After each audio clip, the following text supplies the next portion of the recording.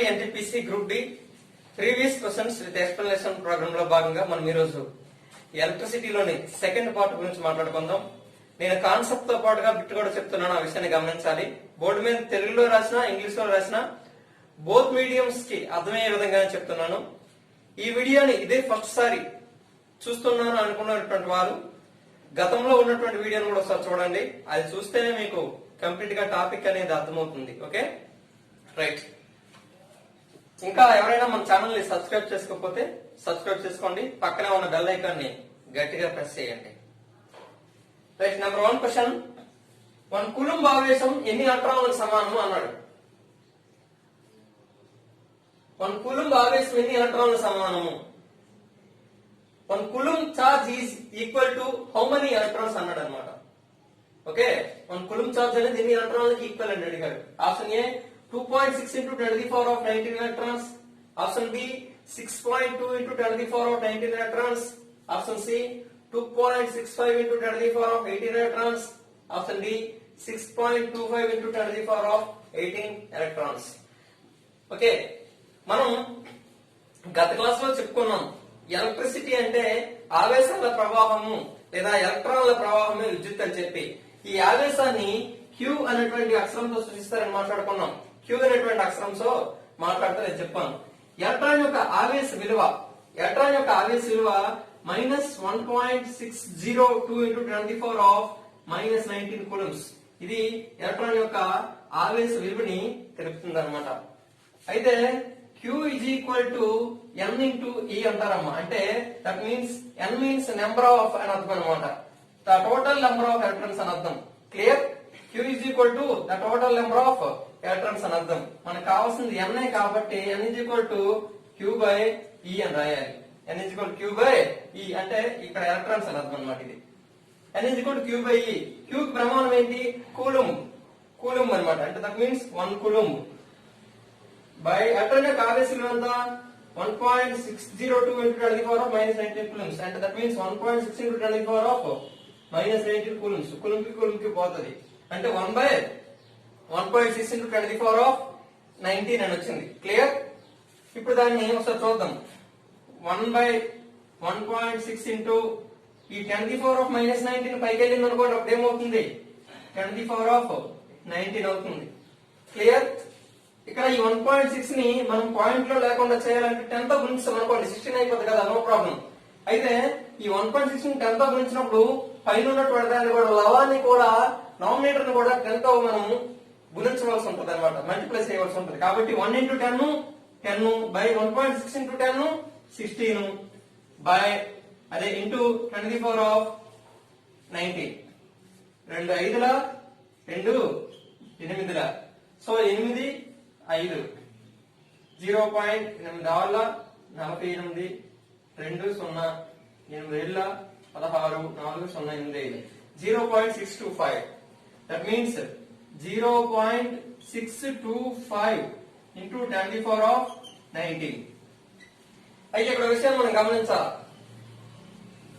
A power m into A power n is equal to ఏమవుతుందమ్మా? A power m plus n అనేటువంటి విషయం మనకు తెలిసిందే. ఆ విధంగా రాసుకున్నాం ఇక్కడ.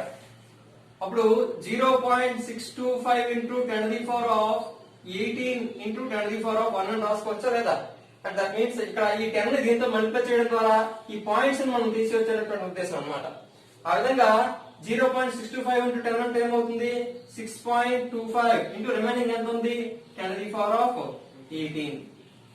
ఈ విధంగా 6.25 into 10 to the power of 18 electrons అనేటువంటివి 1 కూలంబ్ ఛార్జ్ లో ఉండడం అనేది జరుగుతుంది. క్లియర్? Next problem. ఒక విద్యుత్ వాహకం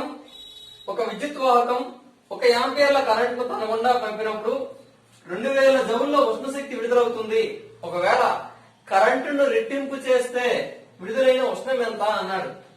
ఒక విద్యుత్ వాహకం అంటే ఒక ఎలక్ట్రికల్ కండక్టర్ 1 యాంపియర్ల కరెంట్ ను తన గుండా పంపినప్పుడు 2000 జౌల్స్ ల heat energy release అవుతుందట.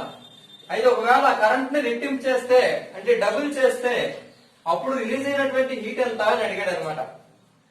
Option A 2000 జౌళ్ళు, ఆప్షన్ బి 4000 జౌళ్ళు, ఆప్షన్ సి 8000 జౌళ్ళు, ఆప్షన్ డి 1000 జౌళ్ళు. దీనికి నేను సొల్యూషన్ చెప్పే ముందు కొంచెం ఫండమెంటల్స్ లోకి వెళ్దాం. హీట్ లేదా ఉష్ణం అంటే ఏంటి అంటే వేడి వస్తువు నుండి చల్లని వస్తువుకు ప్రయాణించే శక్తి స్వరూపం.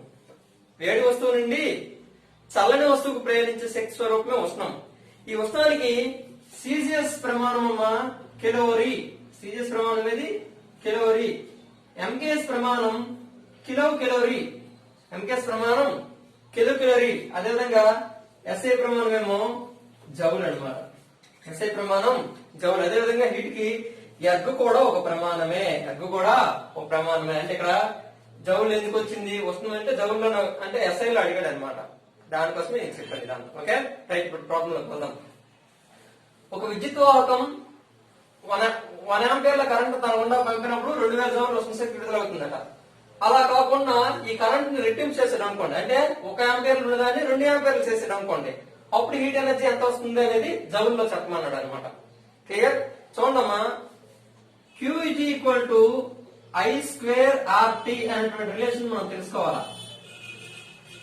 Q is equal to I square RT. ఉష్ణాన్ని Q తో సూచిస్తారు. ఉష్ణాన్ని Q తో సూచిస్తారు. అంటే it is denoted with the letter Q. I అంటే కరెంట్, R అంటే రెసిస్టెన్స్ నిరోధం. ముందు ముందు మనం తెలుసుకుంటాం, ఇంకా వాటిలోకి వెళ్ళలేదు. R అంటే నిరోధం అనమాట, రెసిస్టెన్స్. T అంటే టైం. అయితే ఫస్ట్ 1 ఆంపియర్ల కరెంట్ ని చేసేటప్పుడు ఎంత హీట్ రిలీజ్ అయిందండి? 2000 జౌల్. అంటే Q is equal to 2000 joules. అప్పుడు I వాల్యూ ఎంత? 1 ఆంపియర్లు. కాబట్టి 1 స్క్వేర్ R ఇంటూ T అనమాట. అంటే 1 స్క్వేర్ అంటే 1 into RT RT. So RT value ఎంత వచ్చింది?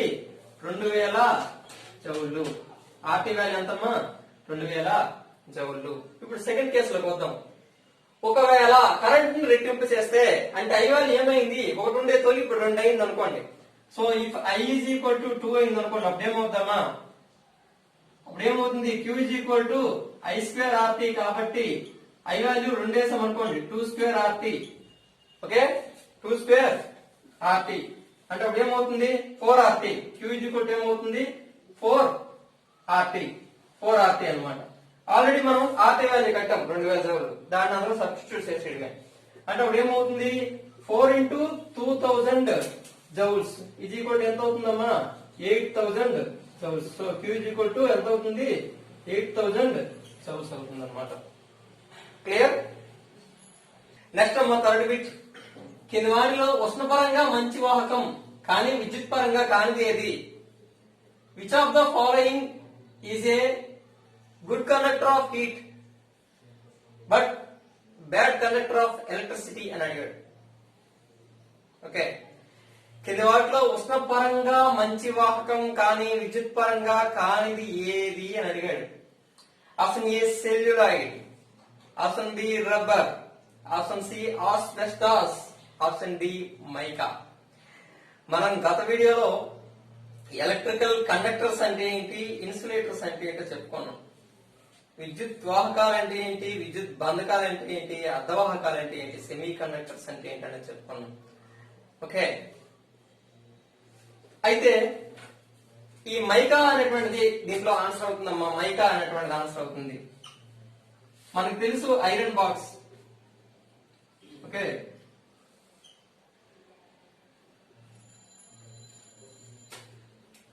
Iron box. ఈ ఐరన్ బాక్స్ కింద మైకా అనేటువంటి దాన్ని ఉంచుతారు. అంటే ఈ బాక్స్ లోకి ఎలక్ట్రిసిటీ రాగానే దాన్ని హీట్ ఎనర్జీగా కన్వర్ట్ చేస్తుంది. అంటే హీట్ పరంగా మంచి వాహకం కానీ విద్యుత్ తన గుండా పంపించనీయదు. ఒకవేళ విద్యుత్ గా దాని గుండా పాస్ అయింది అనుకోండి, మనకు పట్టుకుంటే ఏమవుతుంది? వెంటనే షాక్ పడుతుంది అనమాట. ఓకే, అంటే ఐరన్ చేసిన తర్వాత పొరపాటు మనం ఆ కిందని మనం పట్టుకున్నట్లయితే ఐరన్ బాక్స్ కి మనకి వేడిగా అనిపిస్తుంది కానీ షాక్ కొట్టదు. కారణం ఏంటంటే అక్కడ మైకా అనేటువంటిది ఉష్ణవాహకమే కానీ విద్యుత్ తన గుండా పంపించదు. దట్ మీన్స్ అది విద్యుత్ బంధకంగా పనిచేస్తుంది. చాలా సార్లు రిపీట్ అయినటువంటి బిట్ అమ్మా, ఒకసారి చూసుకోండి. ఓకేనమ్మా, నెక్స్ట్ ప్రాబ్లం. విద్యుత్ క్షేత్రంలో యూనిట్ ఆవేశాన్ని రెఫరెన్స్ పాయింట్ నుండి విద్యుత్ క్షేత్రానికి వ్యతిరేకంగా ఒక నిర్దిష్ట బిందువుకు తరలించడానికి అవసరమైన పని మొత్తం ఎంత అని అడిగాడు. విద్యుత్ క్షేత్రంలో యూనిట్ ఆవేశాన్ని రెఫరెన్స్ పాయింట్ నుండి విద్యుత్ క్షేత్రానికి వ్యతిరేకంగా ఒక నిర్దిష్ట బిందువుకు తరలించడానికి అవసరమైన పని మొత్తం. అంటే ఎలక్ట్రిక్ ఫీల్డ్ లో యూనిట్ ఛార్జ్ ని రెఫరెన్స్ పాయింట్ నుండి సెలెక్ట్ పాయింట్ కి దేనికి వ్యతిరేకంగా అంటే ఎలక్ట్రిక్ ఫీల్డ్ కి వ్యతిరేకంగా పంపించడానికి అవసరమైనటువంటి వర్క్ డన్ ఎంత అని అడిగాడు అనమాట. ఆప్షన్ ఏ ఎలక్ట్రిక్ పొటెన్షియల్ విద్యుత్ పొటెన్షియల్, ఆప్షన్ బి పొటెన్షియల్ భేదము పొటెన్షియల్ డిఫరెన్స్, ఆప్షన్ సి ప్రవాహ విద్యుత్ అంటే ఎలక్ట్రిక్ కరెంట్, ఆప్షన్ డి విద్యుత్ వాల్యూము ఎలక్ట్రికల్ సర్క్యూట్ అని అడిగాడు అనమాట.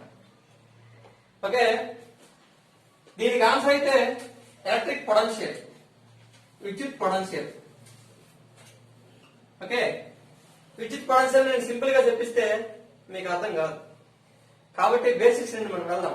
క్లియర్? సో చూద్దాం. ఇప్పుడు ఇది ఒక అంతరాలం అండి, స్పేస్.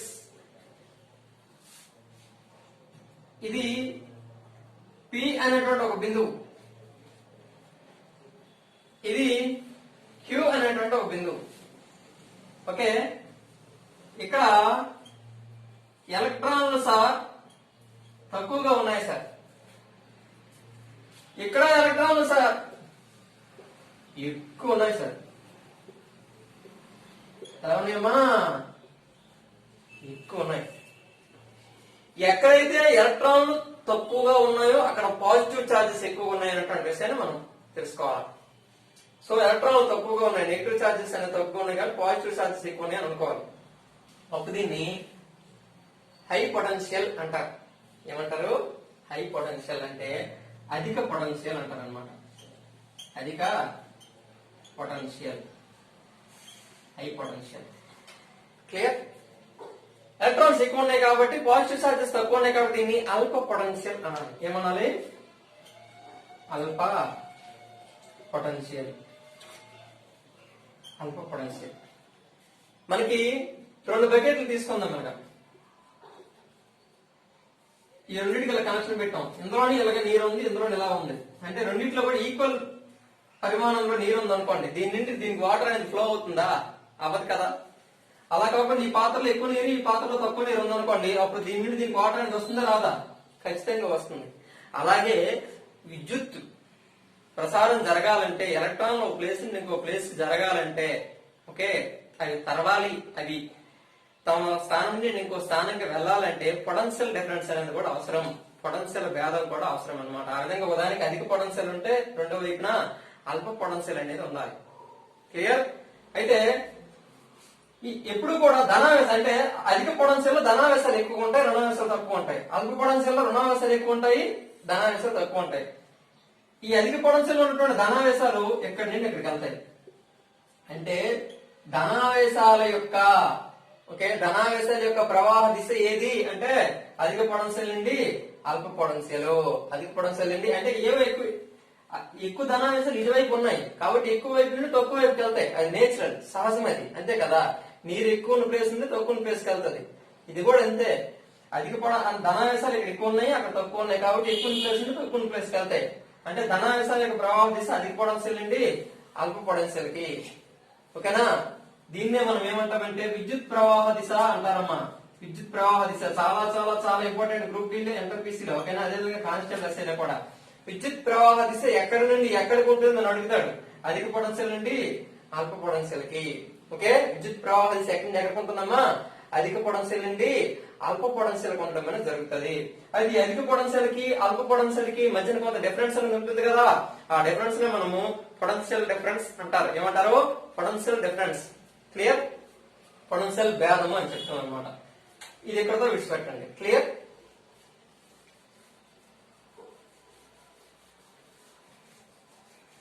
ఇప్పుడు మనము ఎలక్ట్రిక్ పొటెన్షియల్ అంటే ఎంతో తెలుసుకుందాం ఒకసారి. ఎలక్ట్రిక్ పొటెన్షియల్ అంటే ఏంటో ఒకసారి తెలుసుకుందాం. చూడండి, ఇది P అనేటువంటి ఒక బిందువు, ఇక్కడ ఛార్జ్ ఉంది అంటే ఆవేశం ఉందన్నమాట. ఇప్పుడు మనకి మ్యాగ్నెట్ ఉందనుకోండి, అయస్కాంతం ఉండేటప్పుడు దాని చుట్టూ కూడా కొంత క్షేత్రం అనేది ఉంటది. అంటే ఒక అయస్కాంతం ఉంచితే దాని సరౌండింగ్ లో ఒక ఐరన్ నెయిల్ పెట్టాం అనుకోండి, అట్రాక్ట్ చేస్తుందా లేదా అంటే అది అట్రాక్టింగ్ బౌండరీ అన్నమాట. అంటే ఒక ఐరన్ నెయిల్ పెట్టేటప్పుడు అది ఎంత మేరకు ఆకర్షించగలదో అంత మేరకు ఆకర్షిస్తుంది వస్తువుల్ని, అయస్కాంత పదార్థాలు ఆకర్షిస్తుంది. అదే దాని యొక్క అయస్కాంత క్షేత్రము అంటాం. అంటే attracting boundary of the magnet, attracting boundary of the magnet, దాన్ని మ్యాగ్నెటిక్ ఫీల్డ్ అంటాం. అదే విధంగా విద్యుత్ కూడా విద్యుత్ క్షేత్రం అనేది ఉంటది, విద్యుత్ క్షేత్రము, ఓకేనా, ఎలక్ట్రిక్ ఫీల్డ్. ఆ విధంగా ఒక ఆవేశం P దగ్గర ఉండేటప్పుడు దీని చుట్టూ కూడా ఒక ఫీల్డ్ అనేది ఉంటది అన్న, ఓకే, దాన్ని ఏమంటాము, విద్యుత్ క్షేత్రము అంటాం, అంటే ఎలక్ట్రిక్ ఫీల్డ్ అంటాం. ఇప్పుడు సపోజ్ ఇన్ఫినిటీ దూరం వద్ద ఒక కులుంబ్ ఛార్జ్ అనేది ఉంది, ఆవేశానికి ప్రమాణం కులుంబే కదా, ఒక కులుంబ్ ఛార్జ్ ఉంది. ఇప్పుడు ఈ విద్యుత్ క్షేత్రంలో ఒక బిందువుని తీసుకున్నాం, Q అనేటువంటి ఒక బిందువుని తీసుకొని ఈ అనంత దూరంలో ఉన్నటువంటి, ఓకే, ఈ ఒక కులుంబ ఆవేశాన్ని అక్కడ నుండి ఎక్కడ తేవాలి మనము, ఈ Q అనేటువంటి బిందువు వద్దకు తీసుకురావాలనుకోండి. ఈ Q అనేటువంటి బిందువు వద్దకు తీసుకురావాలంటే కొంత పని చేయాలి. ఆ పనినే మనం ఏమంటామంటే ఎలక్ట్రిక్ పొటెన్షియల్ అని చెప్తాం, ఓకేనా. అదే చెప్పాను, విద్యుత్ క్షేత్రంలో యూనిట్ ఆవేశాన్ని రెఫరెన్స్ పాయింట్ నుండి విద్యుత్ క్షేత్రానికి వ్యతిరేకంగా తీసుకురావడానికి చేసినటువంటి పనినే మనం ఎలక్ట్రిక్ పొటెన్షియల్ అని చెప్తాం. క్లియర్? అంటే ఈ ఎలక్ట్రిక్ పొటెన్షియల్ ప్రమాణం కూడా వోల్ట్ అమ్మా. ఇది వోల్ట్. పొటెన్షియల్ డిఫరెన్స్ కూడా ప్రమాణము వోల్టే. పొటెన్షియల్ భేదానికి విద్యుత్ పొటెన్షియల్ కి రెండింటికి కూడా ప్రమాణం ఏది అవుతుందంటే వోల్ట్. అందుకే V is equal to W by Q అంటాం. V is equal to ఏమవుతుంది, W by Q అన్నమాట. క్లియర్? ఇది దీనికి electric potential and potential difference కి సంబంధించినటువంటి వివరణ. 1-2 సార్లు చూడండి, ఖచ్చితంగా అర్థమవుతుంది. క్లియర్? ఓకే, నెక్స్ట్ బిట్ అమ్మా, పొటెన్షియల్ భేదాన్ని కొలవడానికి ఉపయోగించే పరికరం ఏది అన్నాడు. అంటే పొటెన్షియల్ డిఫరెన్స్ ని మెజర్ చేయడానికి ఉపయోగించే డివైస్ ఏది అని అన్నాడు. Option A potentiometer, option B ammeter, option C galvanometer, option D volt meter. Okay, potentiometer అనే దాన్ని ఈఎంఎఫ్ వాల్యూని కొలవడానికి ఉపయోగిస్తారు. ఎలక్ట్రోమోటివ్ ఫోర్స్ ముందు వస్తాయి, తొందరపడకండి, ఓకేనా. అమ్మీటర్ అనే దాన్ని ఎలక్ట్రిక్ కరెంట్, విద్యుత్ ప్రవాహాన్ని కొలవడానికి ఉపయోగిస్తారు అమ్మీటర్ ని. గాల్వనోమీటర్ కూడా.